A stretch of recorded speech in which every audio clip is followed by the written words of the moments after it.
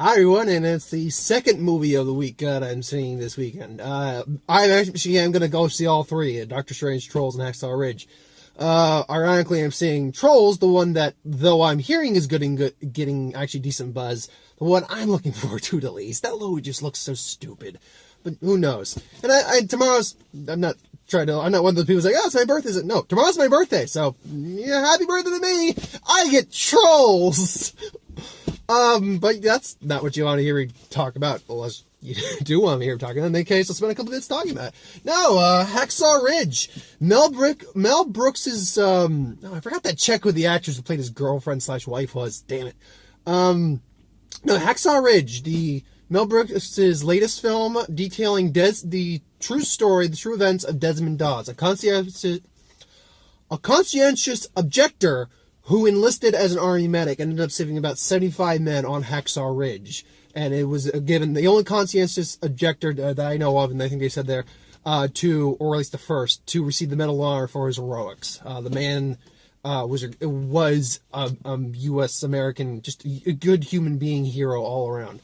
And me and Mark saw it. I wish Mark was here for me for this. He really would have liked this movie. I'm telling you right now, this is hands down one of the best movies I have seen this year, bar none. I do have a few complaints near the beginning of the film in terms of pacing and a couple of visuals. And I don't mean like the graphics, I mean like CGI choices. Like I could have swore I saw like some CGI blood and fire at one point. I'm certain a lot of that actually is, but it's just more well done. But the ones I'm talking about looked like CGI blood and fire. But overall, I mean, like I said, me and Mark saw Sully earlier in the year, and we talked about a film that just generally is a feel-good, brings some faith back into you for humanity, shows you that people can be good for the sake of being good, that there are just heroes and genuine people. And that's what this movie is. This is the story. Desmond Doss is a man. I didn't know him. I don't know much about him. I didn't even hear about the story until I saw the first trailer for this movie.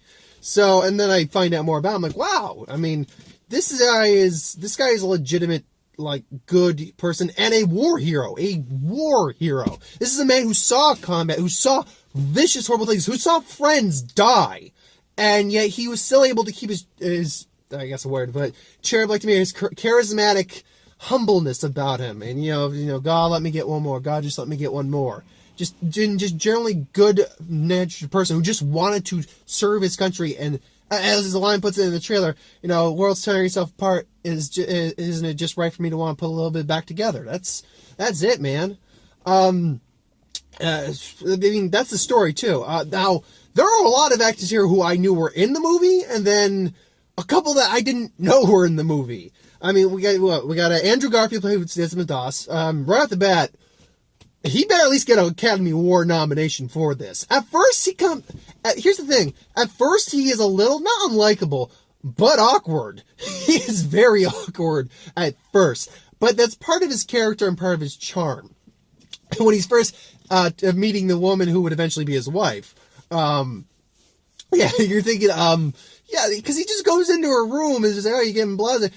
Yeah. And then he just keeps staring at her. Yeah. And then he kisses, he does a sneak attack kiss. And then she smacks. It's like, oh, I thought you wouldn't mind. I might not have if you had asked me. It's like, well, are you coming or not? Okay, yeah. And then she's just like, are you going to ask me to marry you or not? I don't know. You might have me. Well, I don't know. You'd have to ask me. Will you marry me? Yes, but I'm still not happy with you enlisting. So it's actually, there's nice bits of levity in the film. Like but it's human levity. It's not like just slapsticky kind of jokes like, oh, I make this joke. I mean, you got the eclectic group of the new recruits that go with Doss. You got the guy who's playing with a knife, gets a knife in the foot. That's actually pretty humorous when Vince Vaughn comes in as a sergeant and just berates them all. It's like, one of them looks kind of ghoulish, so he calls him ghoul. The other guy's like, what's your problem, Sergeant? I got a knife in my foot, sir! How'd it get in there, sir? It was an accident, sir, bro. He's like, oh, I'm glad you are a man up to admit it's not your fault. Who threw it?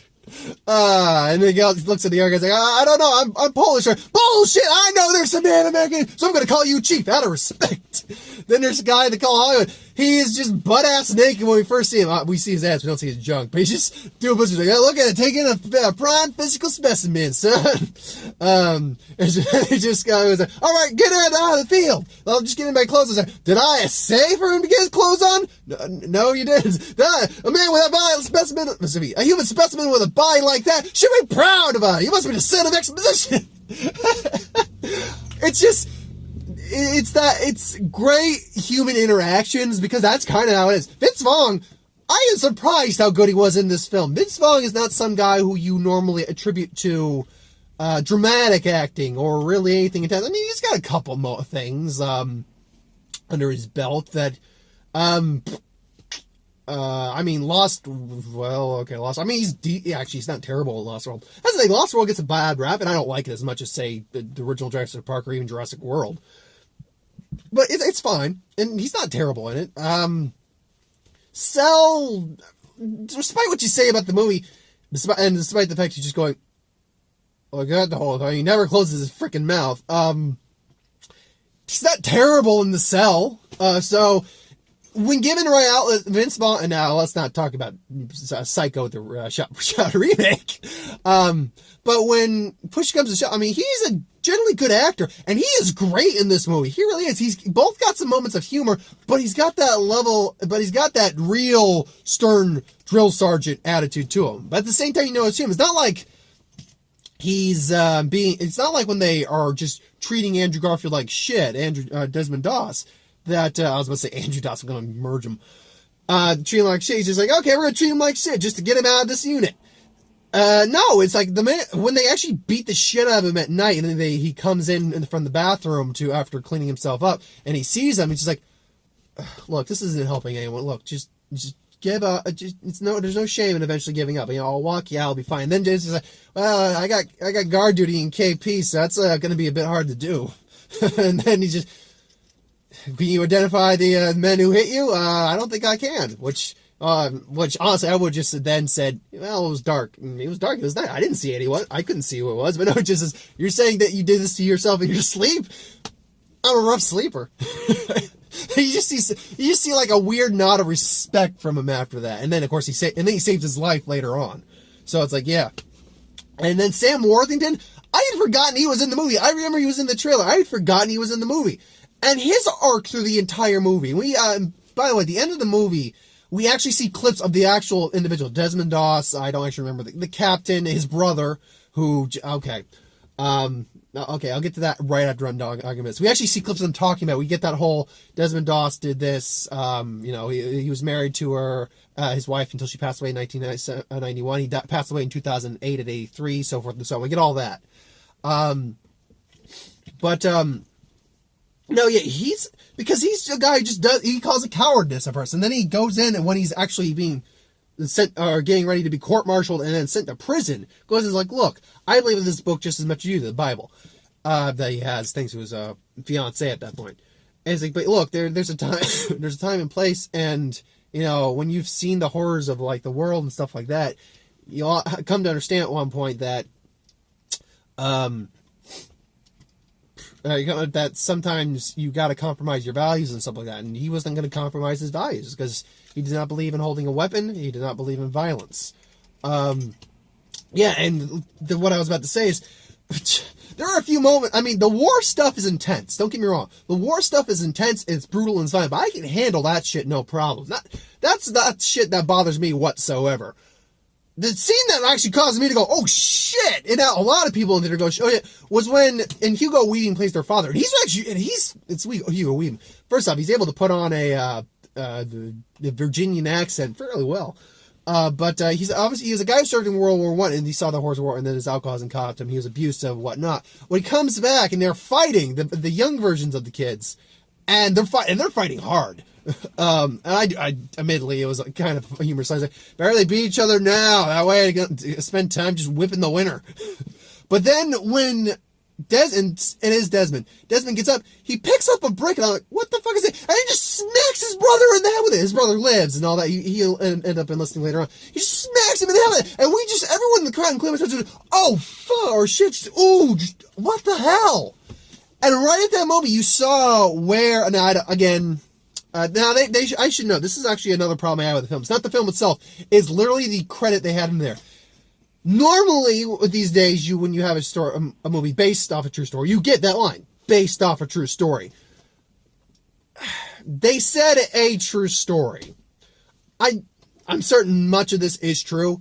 But with movies, everything is always Hollywoodized and stuff like that. Now, granted, it is Mel Gibson, and Mel Gibson does not shy away from being realistic, from being graphic, from paying respect to what respect's due for certain things. But, that being said, still, how much of this is actually true? I'm not faulting any of the men who died or anything like that. I respect our service members, men and women, absolutely. I don't think I could ever do that myself, go to war. I would not want to. It's especially, don't get me wrong, the wars we fight today, like in the last 30 years are horrible. They are. I'll be honest, but let's be clear, and you can argue with this, I'm not trying to be disrespectful. When you actually look at the brutality, intensity, and everything that went on during World Wars I, II, the Korean War, Vietnam, all that stuff, God almighty, if I had to be given the choice, well, honestly, if I had to be given choice, I'll take jail, I'll be honest with you. I just don't want, it's not that I don't want to, and this is, I'm sidetracking. This movie's really good, by the way, that's why I'm back into trouble. But I'll guess a little insight into my personal philosophies. I respect it. I do believe that we have armies for a reason. They are for our defense, for our protection. We don't go to war. We should not use those for go to war. You should use them for protection and then, drive the enemy back. I don't believe in going to some place where we're going to firebomb an entire city full of maybe horrible individuals, but of innocent men and women, just so we can say we win, just to get the oil, just to do. I'm not going to do that. I will pleasantly serve my jail time as opposed to that. You can call me a coward if you want on that. That's entirely your opinion. I'll respect it, but that's just my viewpoint on it. And I sidetracked. Sorry. No, yeah, but the intensity, yeah, but if you gave me the option, if I somehow got forced to it and had to go, I'd be in one of these wars today than fucking World War I, II, any of that, just because of just how ugly those got. Just how disgustingly inhumane people could be. And even, don't get me wrong, we can be inhumane still today, but you know what I'm talking about. If any of you have any family members, relatives, uncles, friends, anything like that, or grandfathers, whatever, that served in those wars, and if you've heard the stories, or hell, if you who are alive today and have somehow seen combat in one of those wars and are somehow watching my video, thank you, by the way, that you know for a fact how horrible those wars are. So I salute all of their services and your services as well, including the women and men who serve today. Seriously, though, the movie, I wouldn't say the movie dragged its feet in the beginning, but it definitely felt a little off pace. The pacing didn't seem quite right, because we start when they're kids, and then we immediately jump and that's only about 10 minutes, not even 10, maybe like 7 minutes of the film, beginning of the film. Then we jump immediately, it's 16 years, or 15 years later, he's probably about 20-something.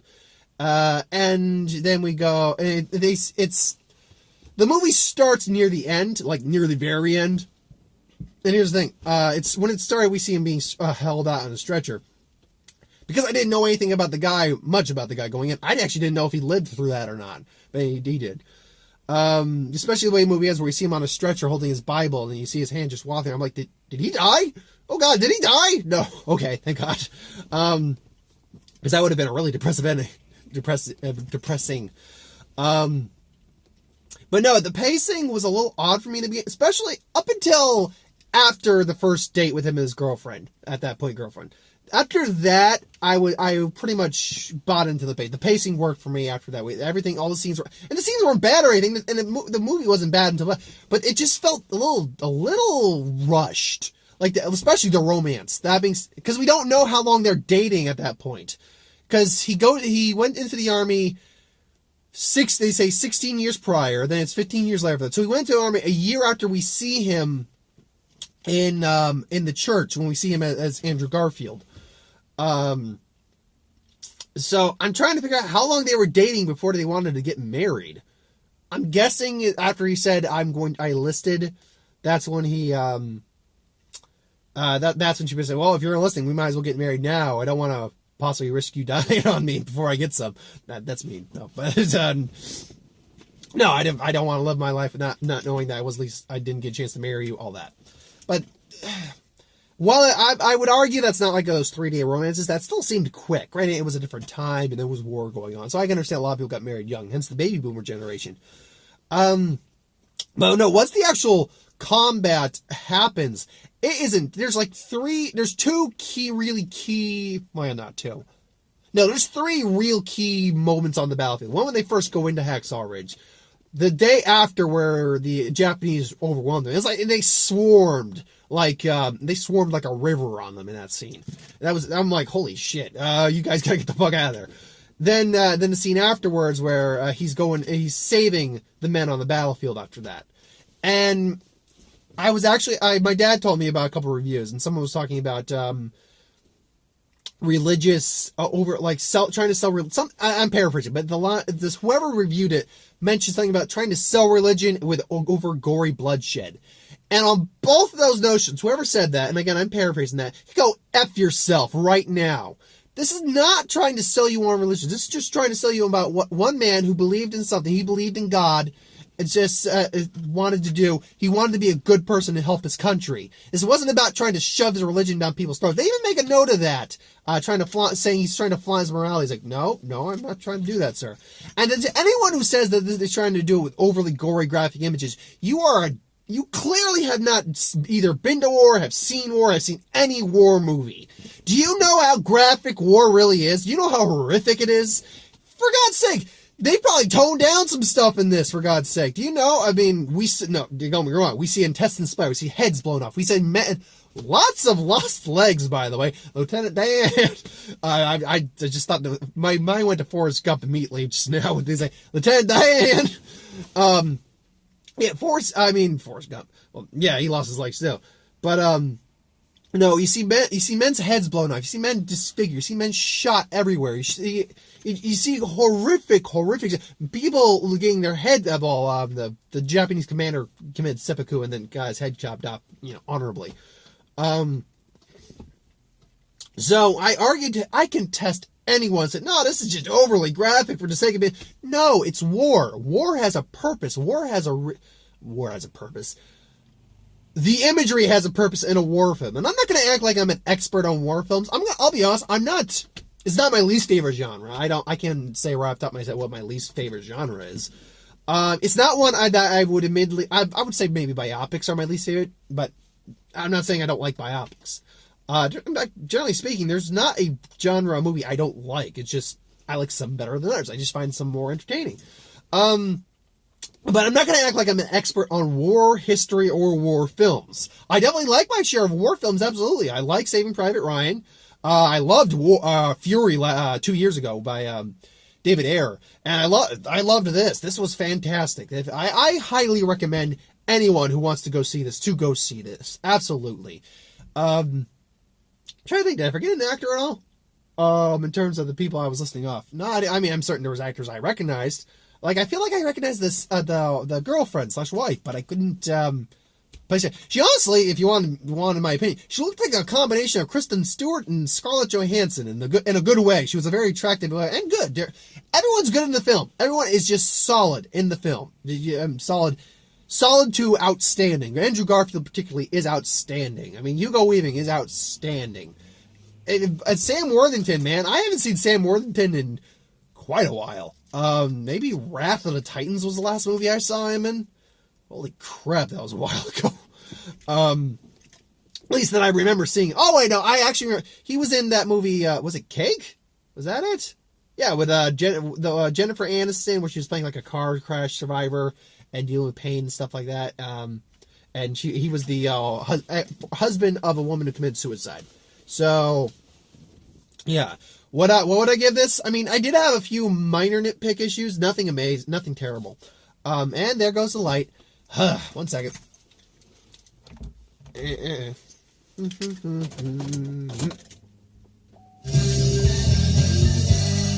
Sorry about that. Sorry about that. I just have to get the light back on.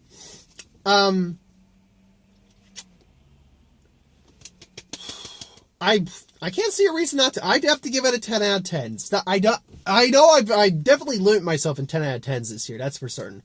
I've tried to get a lot better at grading a movie for like actual purposes.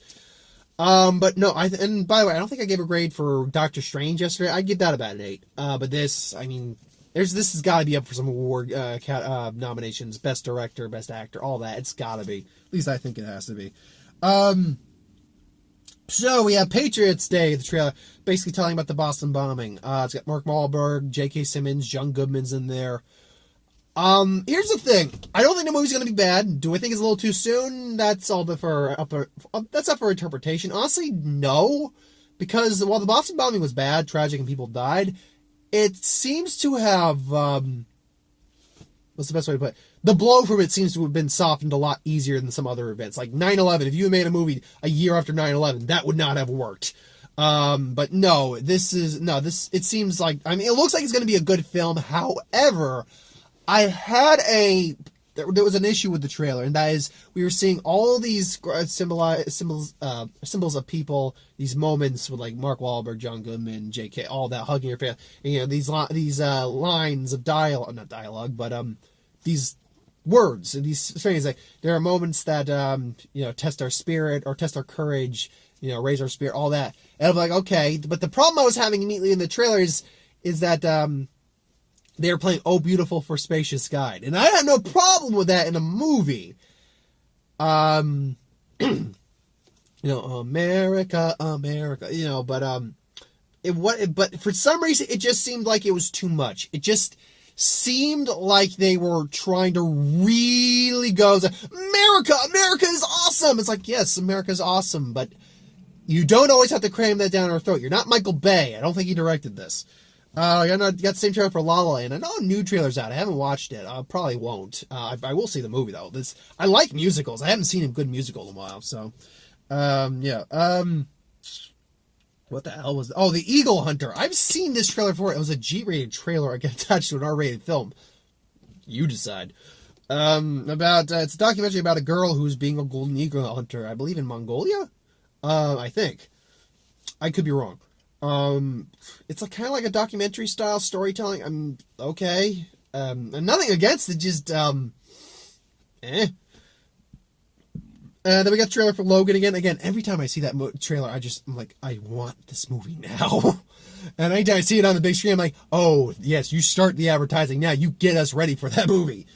Lion with Dave Patel. Again, an art movie based off a true story about an Indian man who was lost from his parents, got adopted by apparently Nicole Kidman in this movie, that they did some decent age makeup on. And he goes off to actually find his real family again, the family he lost. Passengers, got that one again.